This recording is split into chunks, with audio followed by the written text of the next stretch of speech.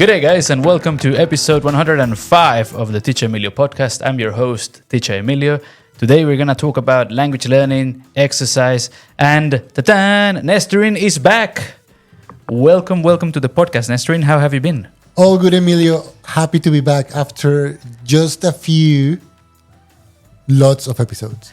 And actually, it's crazy because, yes, it would be like maybe 50 plus, and then thank you for not only your ongoing support, but also for basically being in touch and being so eager to be here. You're like, hey, man, what's going on? Don't avoid me. Bring me back to the podcast. And we've got a cool topic that mixes things that we both do. So it's good to have you back. I'm sure that the OGs that have been following the podcast on Spotify, they will know who you are. But it's been a bit of a gap. So look, who is Nesturin? For those of you who may not know you, tell us a little bit about you. A little bit about me. So pretty much what I do is I have a big work focused on mental health, on counseling and psychotherapy. I also have been quite present in the area of sports and athletics. But my main thing, like the topic that I would consider outstanding would be mental health above everything else. So your bread and butter is mental health. Basically. Nice. And you do lots of sports as well. That's been the thing that makes me happy, the thing that keeps me going. And yeah, also the activity that has opened quite a few doors, professionally speaking, in Australia since I arrived. Well, talking about that, the episode that I first initially called by Melbourne was to see you perform in the race that you are with the shirt that you're wearing on. Oh yeah. Can you tell us a bit about that? Well, pretty much to put it in super simple terms, the Ultraman, it's the biggest triathlon, the biggest official triathlon to exist, consisting of 10 kilometer swim, 421 kilometer bike ride, and 84 kilometer run. And it's a thing that you cannot do on your own, as contrary to most events. That's something that you can do, that you would need to do with a support team and a big crew by your side. Yeah, I think like one of the highlights from enduring such challenging races, like showing the power of your network around you. And I think, interestingly enough, somehow that relates to today's episode, because I thought I want to talk about language learning, but then I try, maybe consciously or subconsciously, I mix up the two topics, language learning and sports. And sometimes it could be something that it may be, helpful for those of you listening, because it could be not just, for example, thinking how to improve your English, right? But it could also be, I think there is a big way where you can improve your English, but also like maybe someone might want to learn a new language. And just to start, just wondering, when it comes to this topic, something that I told you off camera, what I wanted to like share with everyone, something that I have been doing is mixing my cardio time at the gym with watching anime. So it's like maybe the only time I've got to watch anime. Not necessarily that I've got. Obviously, I could just sit at home and watch anime, but I'm like going hardcore preparation mode for the IELTS in Japanese, right? So it's more, let's say, beneficial to, study at home, and then that extra listening practice, use it at another time. I found that to be cardio time, and I thought that would be like a good mix. And then I told you about this, and you said, look, this could be quite a good topic to discuss in the podcast. What do you think about that from let's say, mental health / sports point of view? How does that sound to you? How controversial can I be? Well, look, we've got a bit of time, so go for it. Perfect.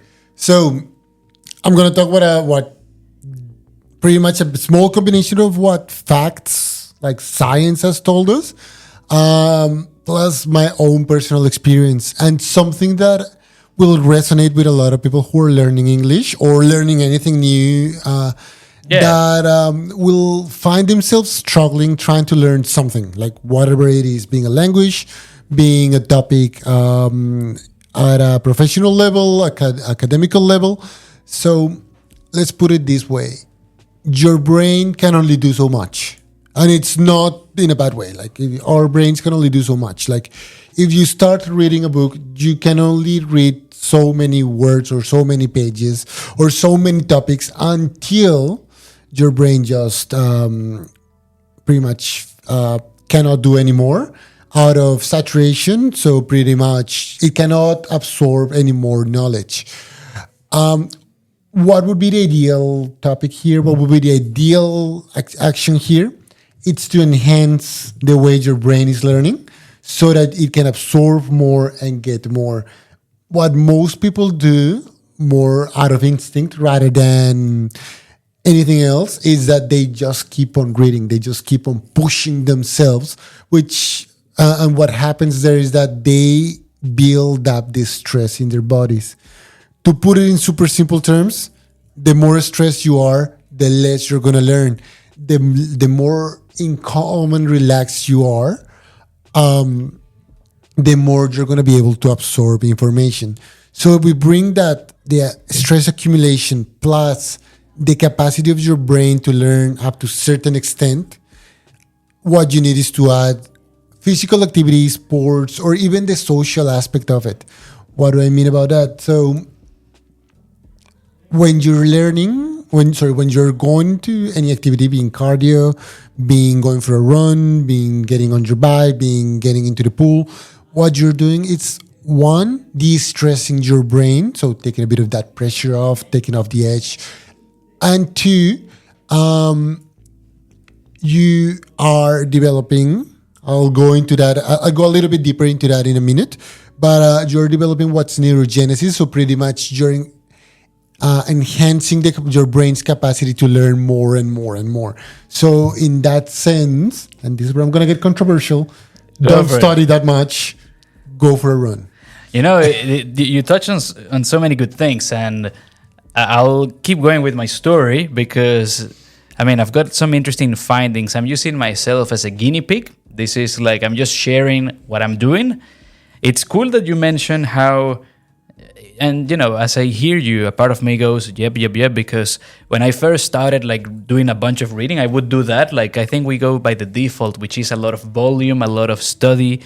But then I would find myself getting tired a few times. And I said, look, I'm just going to stop. And what I've been doing is this. For anyone that is, let's say, thinking of improving, let's say, English skills, or if you want to improve in another language, right? Reading, in my experience, has been key to learn or improve in any language. And to do all the languages that I speak at some degree, like there is a before and after when I go crazy into reading mode because it's just so helpful. Now, what I would do is a lot of volume, and I just circle the words in the book, and I'm going through a story. So interestingly enough, it's not like super demanding, but it's at some point you feel the fatigue. So I tell myself, look, I'm just going to read for, 15, 20 minutes, have a mini break, try to use like a Pomodoro technique, right? And then I said, let me mix this a little bit even more. So I would do, let's say, half an hour of reading, just circling the words. And then I say, I'm going to go for a 20-minute walk on the treadmill. And then I just watch an episode of this anime show. So it's like, I guess, would that be considered like good balance? Because I see myself when I'm reading, I'm a bit more focused, keeping up with the story. Whereas when I'm watching the show and I'm walking, I'm not doing strenuous exercise, you know? Why not? That's I don't know. I just to, I guess, enjoy more, like to not think too much about the activity. Actual neurogenesis that I was talking about happens only when you're really working out. Oh, okay. So you have to like fairly push yourself. Yeah, fairly push yourself. You don't have to go to the absolute extreme. If not, you will be destroying your own self. But at least to a certain extent where your body's actually pushing. If not, then the effect is very, very limited. All right, interesting. Looking at the bright side, I'm happy to be sharing with all of you guys and with you that after doing this for, I would say now a good minimum like 2 weeks roughly. Minimum, let's say it's closer to 3, but let's say 2 to be more modest here. I could say that I've noticed, especially like from this week, like an increase in my reading ability in terms of, I'm not going to say that it's been life changing, of course, but it is the fact that I could read a bit more. Maybe it could be an extra page, and then it piles up because that extra page could have 3 new words, and then that is just more vocabulary, and then that obviously leads to more learning.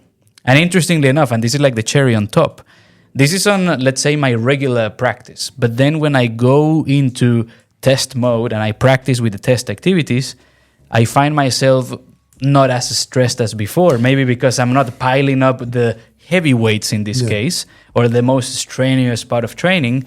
And, I'm happy to be sharing with you guys the fact that now I'm getting more correct answers than before. Is this an indication that I will pass the test?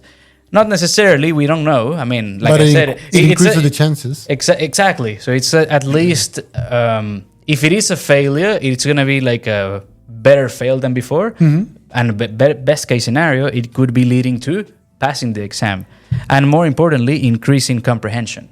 Perfect. So in this case, I'll try not to expand myself too much. If I start talking, say, if I'm going too complex, or if I'm start saying too many technical words, let me know and I'll backtrack a little bit. So pretty much when we're all of us, pretty much, you, me, everybody I always do this explanation at the start of many sessions, and it's the autonomous nervous system. Pretty much we all have this alert mode element that allows us to understand when we are in danger or when something's not going well. And it also allows us to understand when we are in a more relaxed state. Once again, if you are under stress, certain actions of your body or certain abilities of your body turn on, if we want to put it that way. And if we are in a calm state, some other abilities turn on. So when we are under certain stress, being from your assessment, your IELTS, your PTE, a job interview, a very important a Japanese exam, what's going to be happening is that understandably your stress levels are going to go up. When that happens, you're going to go into a more hyper alert mode, but also your language skills are going to start decreasing because your body understands that it's something that is not needed at the moment. If you're in danger, you're not going to talk. You just want to leave or just want to attack.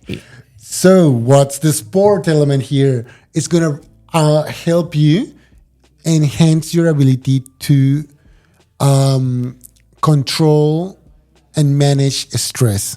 So the more sports you do, especially aerobic-based exercise, the more you will be able to manage the stress, the lower the chances of you failing your speaking test. This is crazy because I just remembered when I did my test in the previous, like in my last attempt, and I mean, one mistake I did in this exam, you can choose where to start because there is a section for grammar, vocabulary, and one for reading. Nice. I should have chosen reading first because that is like the most demanding out of the 3, and it's like close to, it's 70 minutes. So, no, sorry, 100 minutes.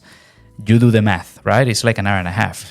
And then the thing is that I basically, when I started getting into the reading section, because I was under stress, and for those of you who watched, I think it's Killing the Dragon 2 or 3, I basically made a mistake and I missed a page. That moment, I was under lots of stress, and I remember going through the reading passages, and it was like all blurry, It's like I could see the symbols, I could obviously read, maybe not everything, but because of this, let's say, lack of comprehension and reading skills. But it's exactly what you just said. Like, there was so much stress that it was hard for me to perform well in the test. And sometimes, unfortunately, I tell all my students, look, I want you guys to pass. I don't want to see you in class. I want to see you in class only for the time needed. I don't want to see you in class because you're not passing the test. Like, the whole goal is for people to pass the exam. But then sometimes, and I think this links back to sports, because I also give the analogy of like, whenever we would do, for example, I still remember when in Geelong I did my first half Ironman there. the first thing we did is we went through and you showed me the map, and then you said, look, be careful in this part. This is going to be a tough uphill on the bike, da, da, da. And you go and you see it. But then, I mean, you could get all the training, all the things, but then nothing will prepare you other than doing it. So normalizing it, normalize the challenge. interesting. And I would say that to students, but in a different way, of course. It's like, look, in the interview, for example, for IELTS, this and this and this can happen. Try not to feel this way, or you may react this way, but maybe it's not like that. And yeah, again, an interesting, let's say, bridge between the two. Yes. I just want to do a small disclaimer here. I love how humble you are about the Ironman. Oh, I'm your teacher, Emily. I just casually did an Ironman. Have you ever done that? Everybody does that. No, it's, I don't know. It's, I'll take that as a compliment. I'm not going to blush. I'm not going to blush with this one, but thank you. An interesting thing that when you mentioned like controlling stress, and I like how you were saying that this is not only for an exam, right? Yeah. So quick thing, if you need to pass IELTS or PTE, or if you're struggling improving your English skills, I'm here to help.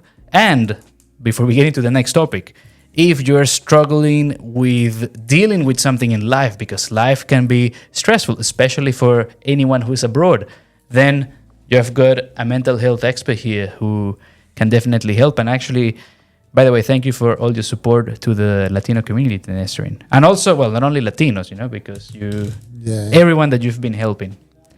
But the other thing I wanted to mention is, doesn't have to be just studying for a test. It could be learning in general, or like with different skills. And I think a good example I want to bring up is, for example, during the pandemic, in the many lockdowns we had, and during Ironman training, something that I would do is, when we had to do the long bike rides at home, I would just like watch a series in Italian. And I mean, I'm not going to say that I speak perfect Italian, but I speak somewhat decent tourist level, right? And that happened after doing, I don't know, let's say a good 10, 20 hours of just cycling. Whenever we had those long rides, I would mix that with listening or watching series in Italian. So I think it's not only just for a massive goal. It could be maybe you want to casually improve in another language or another skill, right? Yes, so pretty much what you're saying, and this is very important for everybody. Once again, doesn't matter if you're learning English for the IELTS, for the PTE, or if you're preparing a big assessment in your life, or you're preparing for a job interview. Right now, we're talking about the English exam only because, well, that's what most people struggle with. That's what most people struggle with. But this is an activity that opens up to pretty much many activities of your life. So what you're saying is learning, working, doing any activity is something that's going to be helping you to grow, but also it's going to be very demanding. So studying for an assessment, preparing a job interview, learning a new topic in your life, that's going to be very demanding. And that's going to be something that's going to be continuously asking more and more resources from your brain, being energy, being oxygen, being focus and concentration. So that's why I started saying you can only do so much. What we want to do through sports, what we want to do through healthy practices, also healthy eating, I'm pretty sure you're going to have an expert or talking about nutrition. But what we want to do with sports is to, one, continuously clean and bring back some oxygen into the body. Two, once again, developing neurogenesis. So in simple terms is creating new neurons to create new connections to enhance your learning. And that way, what you were doing while learning Italian, while being on the bike and creating all these combinations was, think of it like continuously bringing your car to get it serviced. Okay. While still driving it. So you were doing both at the same time. So the chances of your car breaking down was much lower because you were continuously taking care of it while still using it. So think of it that's the effect of sports being aerobic-based sports being a social aspect of it. What you're doing is think of you as a big machine, and you're continuously getting it serviced while still asking for it to perform certain tasks, absorb new information, connect new ideas, which we might not see it because that's something that happens inside of us, but it's continuously demanding, and it's very, very, very taxing for all of us. Now, thinking about sports, learning, another thing that I thought it would be interesting to mention is, now since I've been going to the gym, I would normally listen to music every now and then, and that's okay. But I've heard that some people go to the gym and they train listening to a podcast. By the way, if that's you, if you are watching or listening and when you're training, massive thank you for the support. I've also heard of people who tell me or have said to me, teacher, or they would message me on Instagram. By the way, thank you for getting in touch. It would be like, oh, teacher, I listen to your podcast every morning when I go to work. Or when I'm working, maybe I'm cleaning and, I can listen to something. And while I'm working, I'm listening to the podcast. By the way, no pressure, huh? Thank you for your support, guys. And what about that? Listening. Exactly. Keep listening. Keep doing it. Work harder. Train. Is that how does that sound from, because everything we're talking about, or we mentioned maybe learning new skills. What about if it is a podcast? Would that have also a positive effect? Listening to a podcast while doing sports or listening to the podcast? Yeah. Okay, so if you're listening to a podcast while doing sports, once again, depending on what kind of sports you're doing, and two, depending on the intensity. What we were saying before is that we don't want the activity to be, let's say, too easy, because then you're not doing much, and what's going to be happening inside your brain actually doesn't happen. But we don't want to be too strenuous, because there's no way you're going to be connecting with what you're listening if you are barely catching your breath and sweating the hell out of your body. So if they're you don't have to go to the extremes. If you're listening to a podcast, the best way to absorb it while doing exercise is a way that you're finding that you're pushing, but you can also have a breather and talk a little bit out, talk a little bit in breaks if you're doing some weight work, or if you're jogging or on the bike, that you feel that you can still talk while listening to the podcast. So don't go too easy, because you won't, your brain won't be doing much, but don't go to the absolute extreme, because you won't be able to focus on anything other than barely functioning alive. I think, some people listening may not come to us or to you saying, hey, Nesturin, I want to go super hard on all my, let's say, language learning, all my listening practice, on whatever that I'm doing while I'm exercising. I feel that there might be more people who say, what's wrong with going for a walk? Say, for example, in the pandemic, a lot was said about just go for a walk around the park, or someone who says, I don't want to go running, or I don't want to I don't want to get into the strenuous part. Are there any benefits if you do very easy exercise, let's say? I spoke this with a few athletes in the past, some people that at some stage of life I have coached. And what we have said is there is absolutely nothing wrong about going for a walk. Absolutely better doing something easy than not doing anything. But what we have spoken is, the fitter you are, so the more you're into fitness, the more you're into physical activity, the less the effect certain activities are going to do to your body. Which means, say if you're coming just from a full sedentary life of no sports, no activity, absolutely nothing, walking is going to be quite challenging. So walking, it's going to be something that's going to activate your body, that's going to be activating your brain, and that's going to be creating that effect because of the demand it's causing in your body, of physical demand. But say that you are now a regular walker, you're now confident enough to do a few jogs here and there, then walking starts losing its effect. Like walking's not as effective as it used to be. Not because walking stops being effective, but because you have improved. You're improving, yeah. So pretty much you were in level 1, now you're in level 3. The activities that you used to do in level 1 are just not as effective. You will have to go into what works for you in level 3. So that's why walking. I'm not generalizing. Walking is amazing for everybody, but if you're already someone who's in contact with sports, you're already someone who's a regular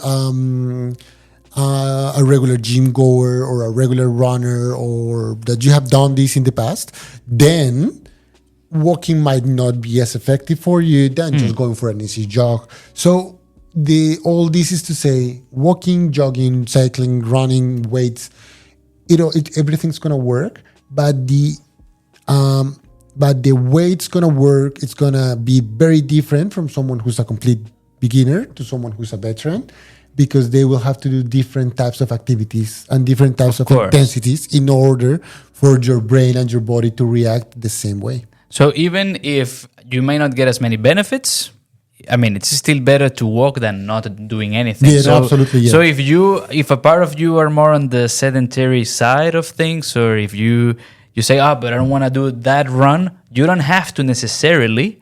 Better to go for a walk while listening, or maybe, trying to mix them to the best of your ability.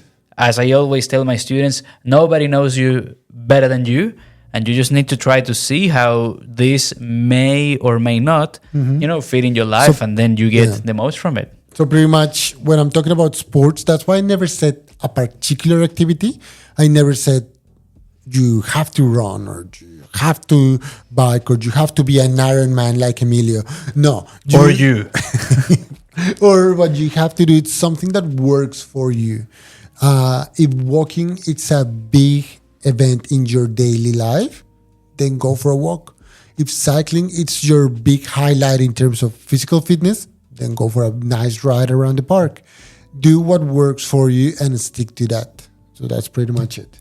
Another thing that's important to mention. Now, you talked about dealing with athletes or helping athletes reach goals.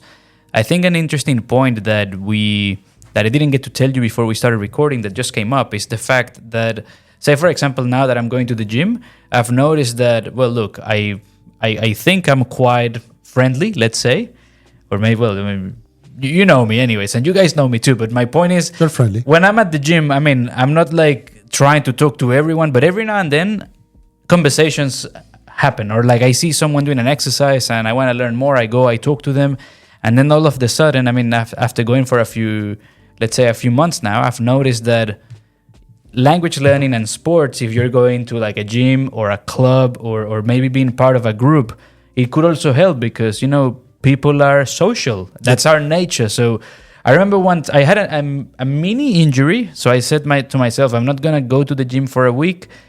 The following week, it was crazy because, as I said, I don't go to the gym talking to everyone like, yo, what's up, saying hello. But as soon as I walked in, both the manager and like one of the main trainers, they were like, yo, Emilio, what happened, man? We haven't seen you in a while. What's going on? Are you okay? What happened?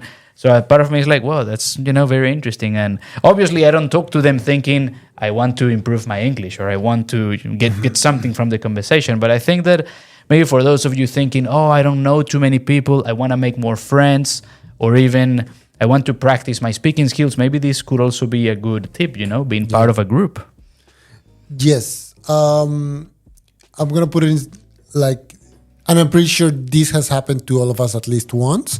And have you ever done, or when doing the PTE, when doing the IELTS, when doing a job interview, when doing an assessment, you feel that words just don't flow, that you're trying to talk and there's a big blockage in your, in the way in your communication skills? I can see some people nodding. Yeah. Go on. No, it has happened to me. Let us know in the comments. That happens during the exam, but also has it ever happened that then maybe a day or two later you're talking with a friend, just having a coffee, and you just can't stop talking, and words just somehow connect very well, and you're just like you can just communicate very easily. So pretty much what happens, and in this scenario you're telling me, is that people are going to be much more communicative only because they're in a more relaxed state. And the more you communicate in these groups, that's the importance of the social factor here. So the more you communicate in different groups, the more you open up to different experiences, being a run club, being a gym, being any of these settings. What's going to be happening is that you will be able to communicate much better in a much more relaxed state, and that will eventually translate into the speaking practice of your English, Japanese, IELTS, PTE, or your job interview, or your oral assessment, or anything that you do, because you will be you will have practiced on your own in a much more casual setting, and two, many more words and connections will have happened in your brain by the time you get into the exam. So they will flow much more naturally, rather than you feel that you're just like reading a script or just like repeating particular phrases in a much more robotic way. You know when someone is very nervous and they just talk very robotic and they just can't connect, or when they just flowing up and saying whatever comes to their mind at that exact same moment.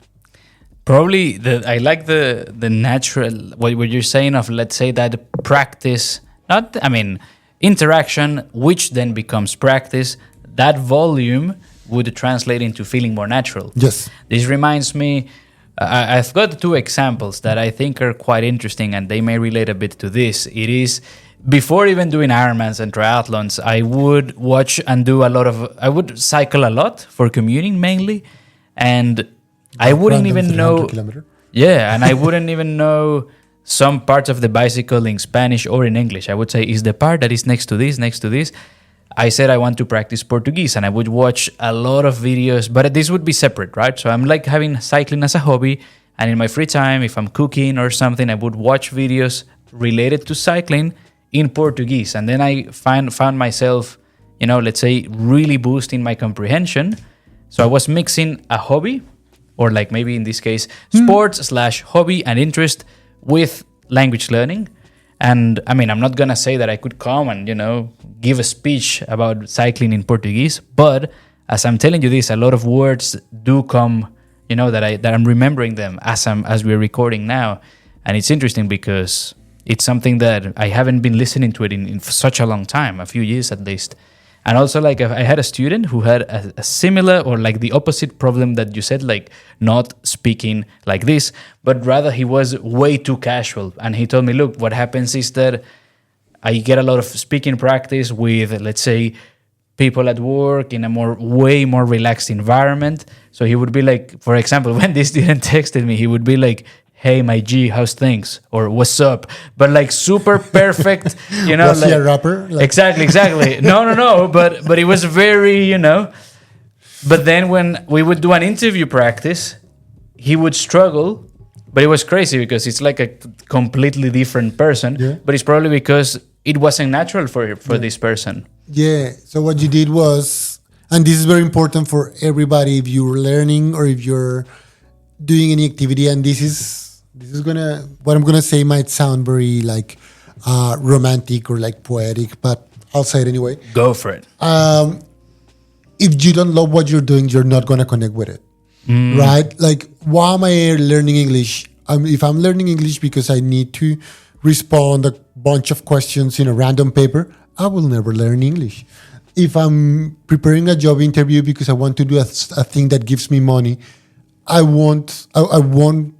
That won't get into me. I won't be able to absorb that information because I don't care enough about it. Like, it doesn't matter what you do. If you're not emotionally connected with the thing, and if you don't see how is that valuable to your personal world, then it doesn't matter what you do. It's never going to work. So that's why you see that in some people that they do all these courses and they connect and they contact teacher Emilio and every single teacher, but then you ask them, why do you what's the purpose of you doing the exam? Like they rarely do that question. They say, because I need to pass the IELTS. But you don't want to learn English, like you don't want to communicate in this community or in this country named Australia, or if you're having listeners from Canada, US, anywhere, England. Don't you want to connect with this community?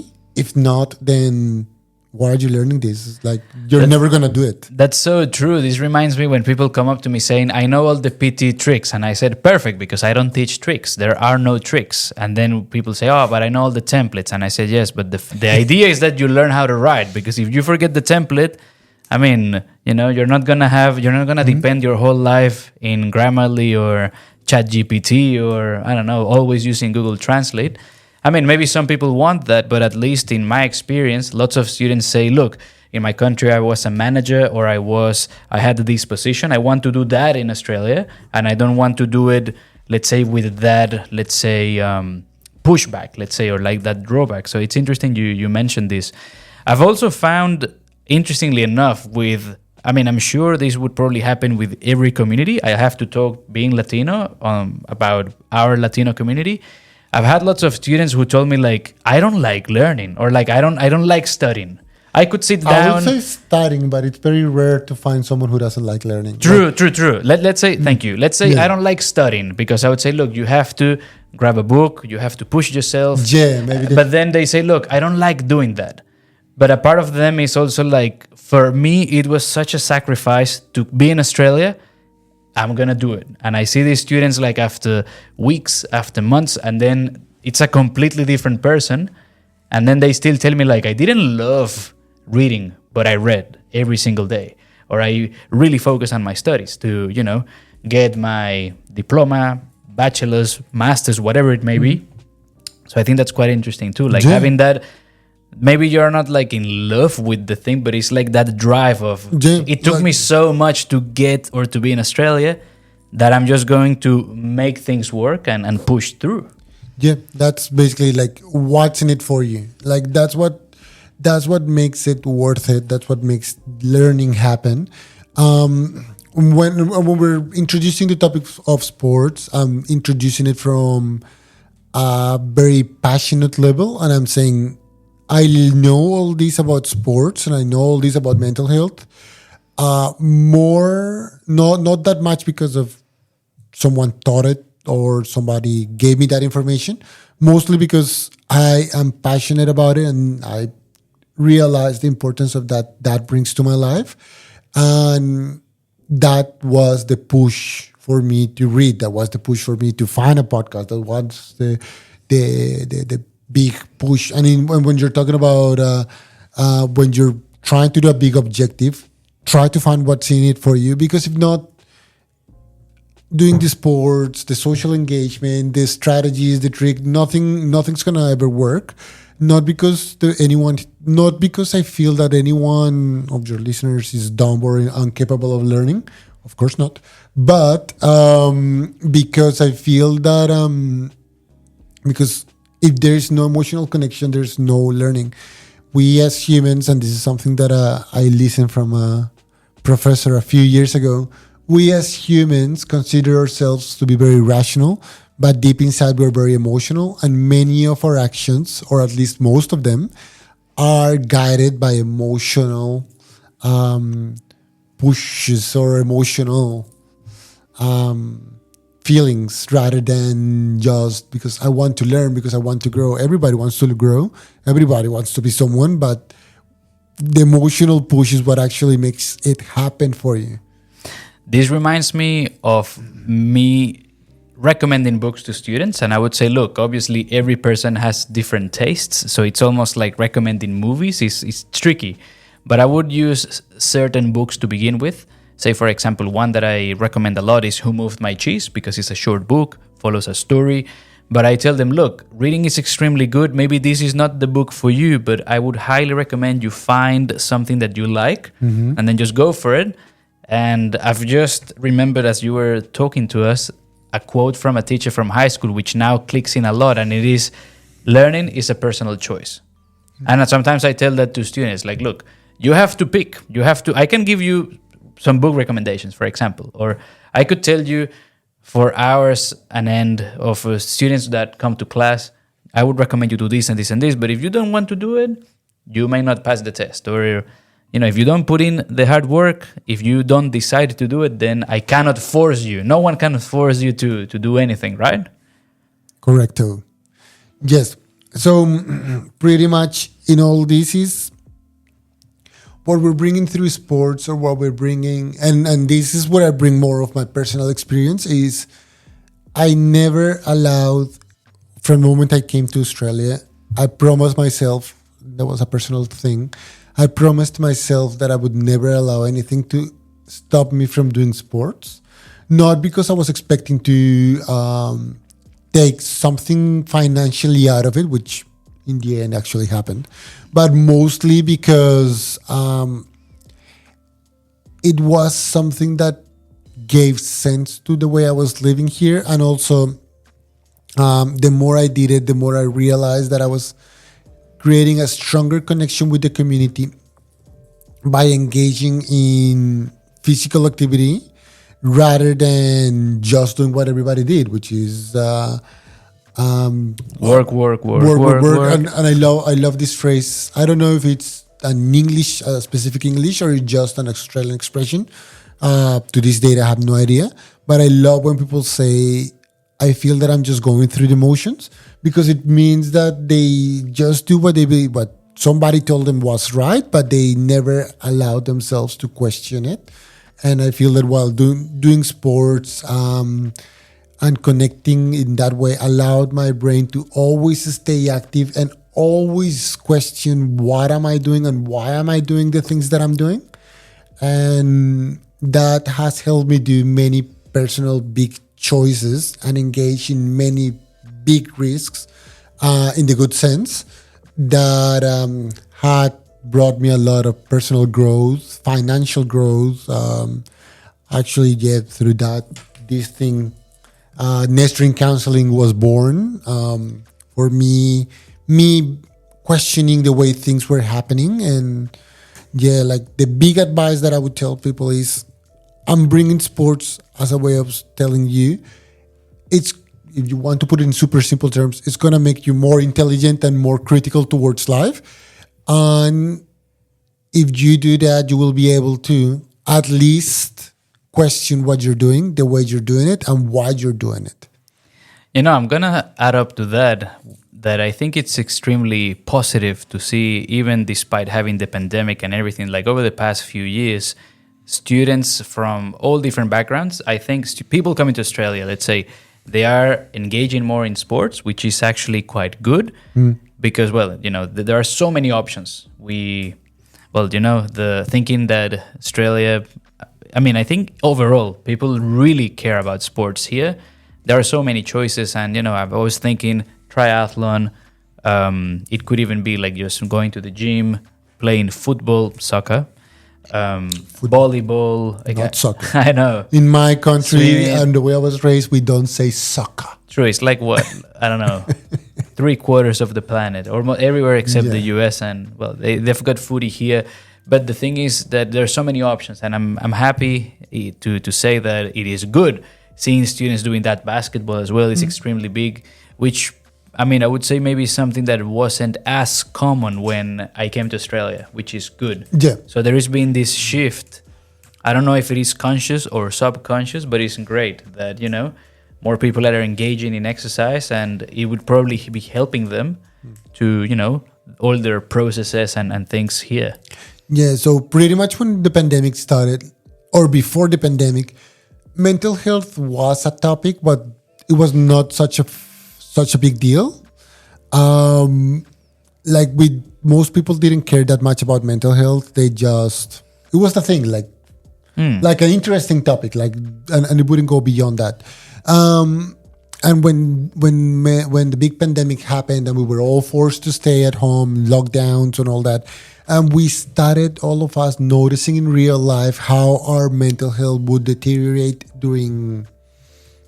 for days, months, then we realize how that one can go down, can be affected.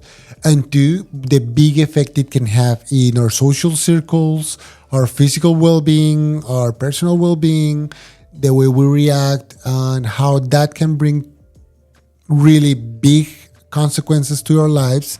Then I think that's when the big shift happened, and that's when mental health as an area of life that needs to be fostered and cared for started happening. So I feel that's why now sports is now a bigger topic rather than I just go to the gym to be fit and look well in the mirror, but actually because I care about myself and Exactly. I don't want and I want to enjoy life and I want my body to be able to do things and I don't want to go to certain age and feel that I can't walk, I can enjoy, I can share with my family.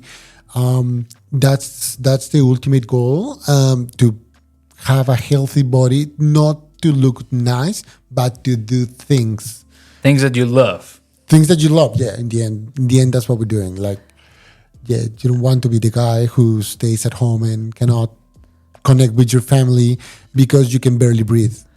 It's interesting how what you just said also connects with how you opened the episode talking about balancing things.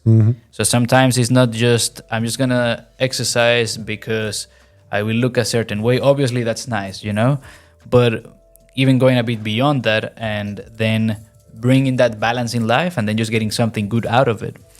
And interestingly enough, I think I've said this a few times, like throughout the podcast, not in this episode necessarily, anyways. And it is the fact that this podcast came up from going on a run and just telling myself, hey, on my run, I was doing a mini like meditation, talk to myself. I don't know. I want to ask you if you do that. And I just said to myself, hey, I'm recommending podcasts to my students. What if I just make my own podcast? Maybe I'm not going to be Joe Rogan. That's not the goal, but maybe they can have an extra podcast to listen to, an extra resource to practice their English listening. And then the podcast, came up just from going on a run. God knows if we would be recording this if I hadn't had that run a few years ago. And because you decided not to undershoot yourself. So pretty much this is what happens with a lot of people. They just try to aim to do the bare minimum.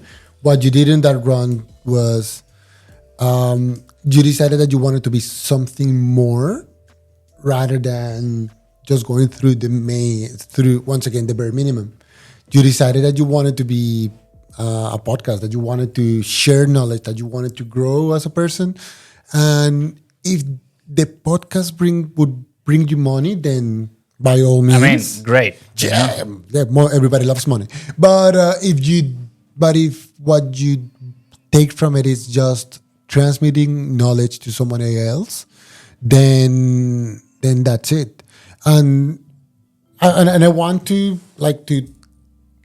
open it this way because doing sports or meditating while you do that, yes, I do that a lot, especially when swimming. And what you want to do is to grow. Then, yes, by all means, go for it. By all means, open up. And that will allow you to connect with more people, and that will allow you to transcend who you are at the moment. Most people stick to the bare minimum. What you did was opening into a new, I would say, transcending from what you were into what you want to be. Amazing. Pretty much believe in yourself. Without noticing, which is also, two birds, one stone over there. Mm-hmm. When you said that sports have brought you so many positive aspects, is this from maybe doing this internal meditation, or is it because of other things? And also, just another question here, when you engage with exercise, do you use it also to do some of the things we talked about? I mean, may not be necessarily improving your English skills. You don't have to take an exam, right? And you've passed it already. But thinking more of, exactly, woohoo! But thinking more of like, I don't know, maybe a new skill or maybe something that you're interested in. And you mentioned on expanding your knowledge. So I'm just wondering, can you tell us a bit about that?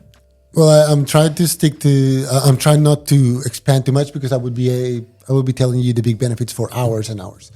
So, personally speaking, I feel that I'm a very confident therapist. Like I believe in my skills a lot, and this is a small trick, a small thing that I do. Like to the point that if somebody asks me for another therapist, I personally help them find that therapist because of Oh, how confident I am. I know that they will be coming back to me.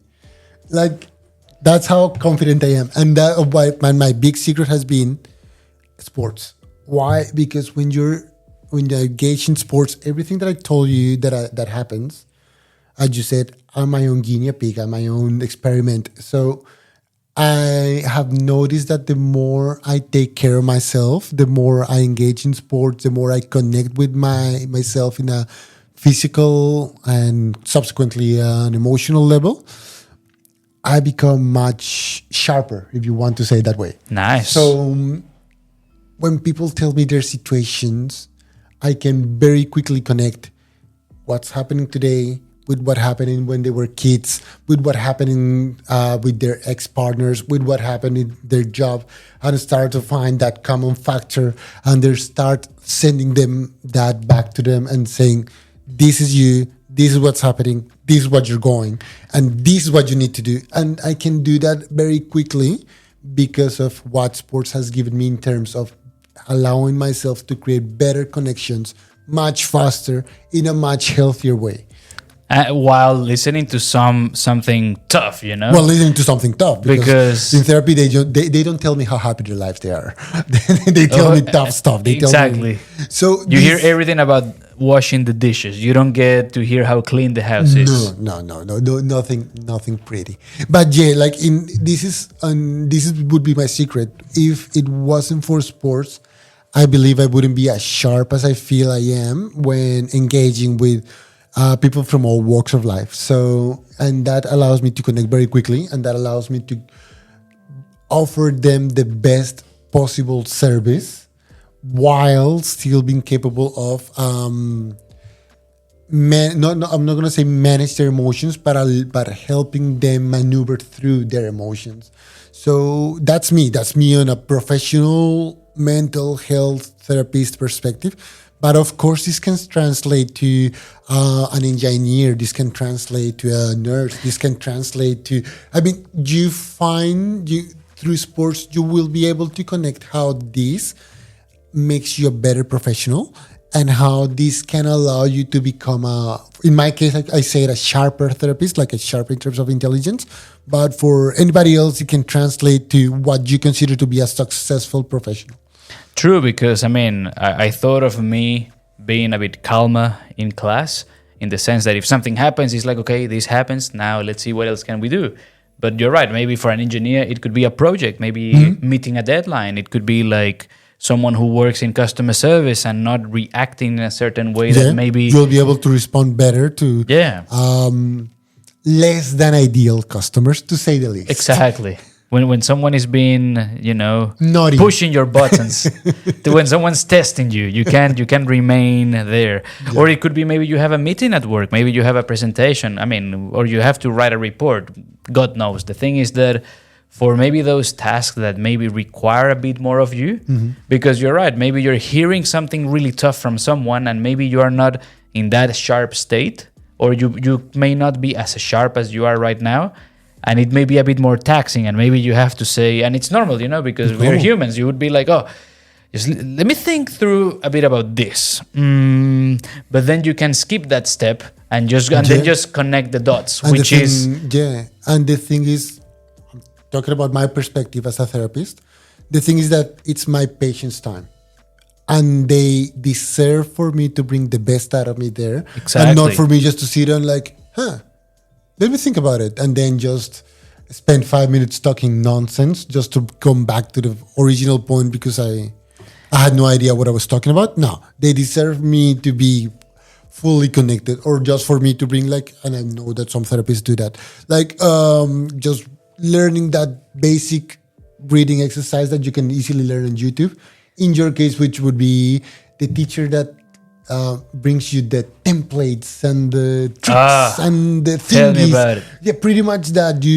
It's your students' time. It's your students' money, and they deserve for us as professionals to bring the best out of ourselves into the session, into the class. Totally. So sports, of course, is not the silver bullet. It's not going to be the thing that works for absolutely everything, but it raises the chances of us being better professionals to the people who trust us. And, this also reminded me of exactly what you were saying, that maybe by having that way of, like, let's say, having that balance, we may perform better in whatever area of life it may be. Mm-hmm. And it's very interesting. And I also want to make an interesting note.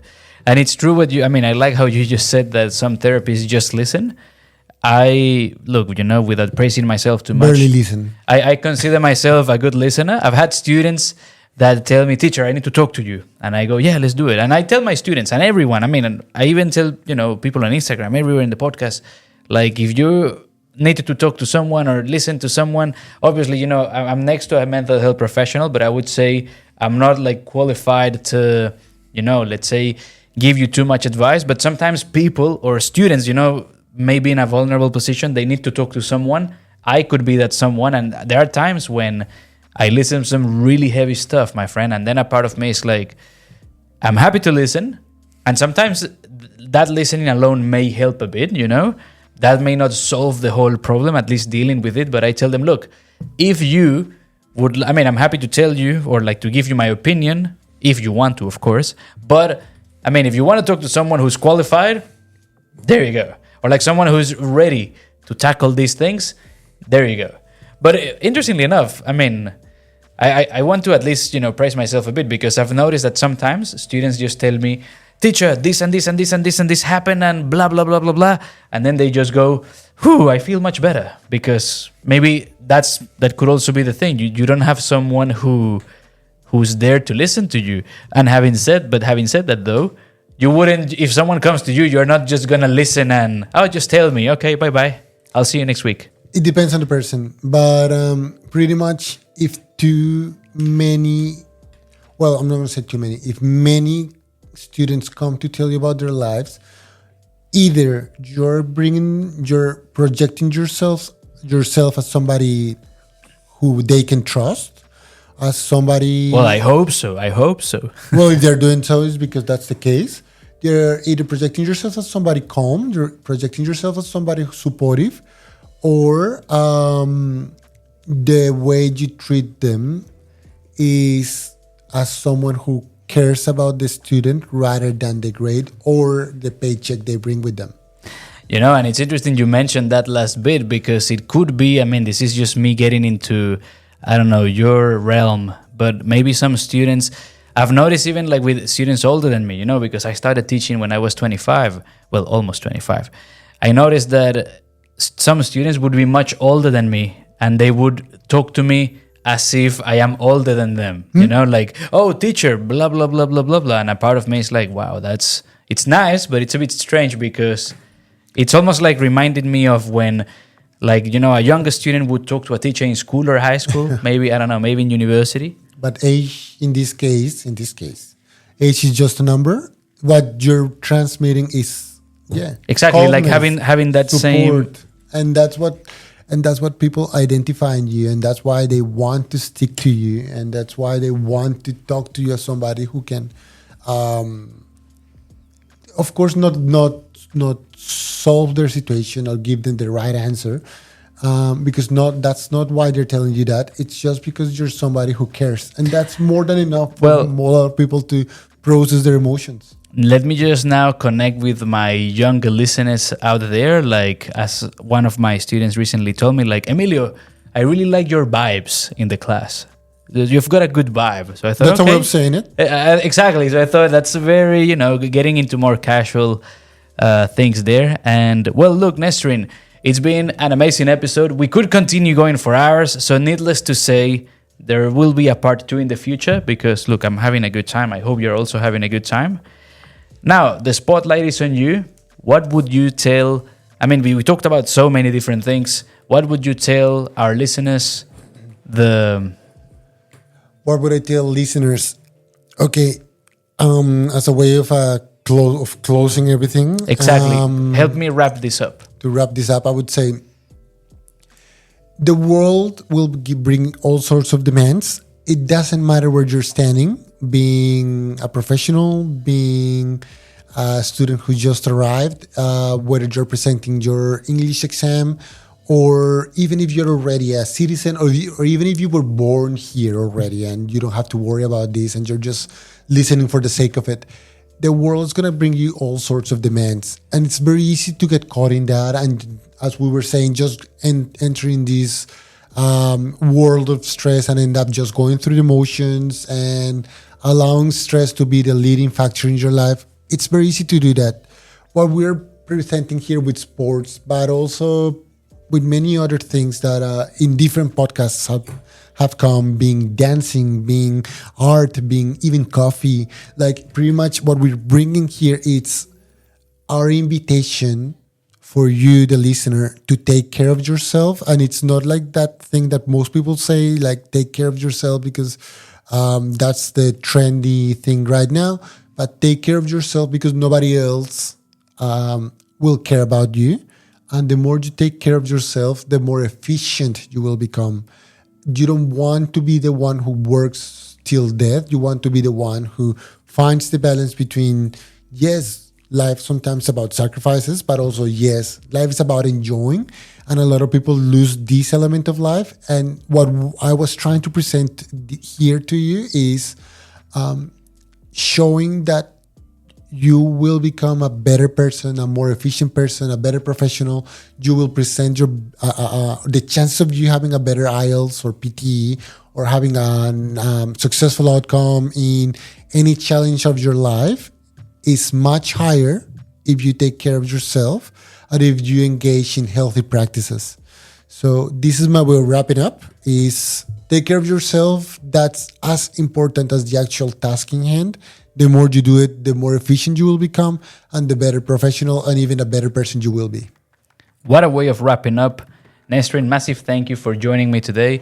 Thank you for our listeners, both here on YouTube and on Spotify. Do let me know what you think about the episode. And the best way to support the show is by spreading the love. If you like this episode, make sure to share it with someone.